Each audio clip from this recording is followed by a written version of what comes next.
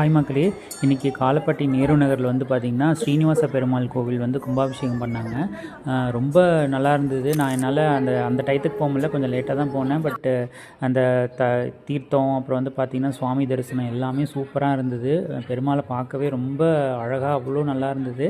அப்புறம் தரிசனம் முடிச்சுட்டு அப்புறம் பிரகாரம்லாம் சுற்றி வந்துட்டு சாமி கும்பிட்டு வந்தேன். எல்லா சன்னதியுமே இருக்கும் இங்கே. அனுமன், அப்புறம் வந்து ஹயக்ரீவர், அப்புறம் நரசிம்மர், எல்லா சன்னதிகளுமே இருக்கும். எல்லாமே சூப்பராக இருந்துச்சு. அப்புறம் ராமர் சன்னதியும் வச்சுருக்காங்க, சூப்பராக இருந்துச்சு.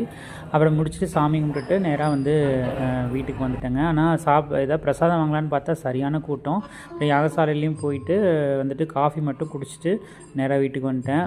ரொம்ப நல்லா இருந்தது, பார்க்கவே ரொம்ப சந்தோஷமாகவும் இருந்தது இன்றைக்கி இந்த கும்பாபிஷேகத்தில் கலந்துக்கிட்டது.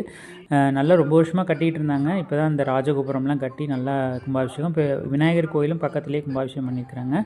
பிடிச்சிருந்தால் லைக் பண்ணுங்கள், சப்ஸ்கிரைப் பண்ணுங்கள். டாடா, பாய்.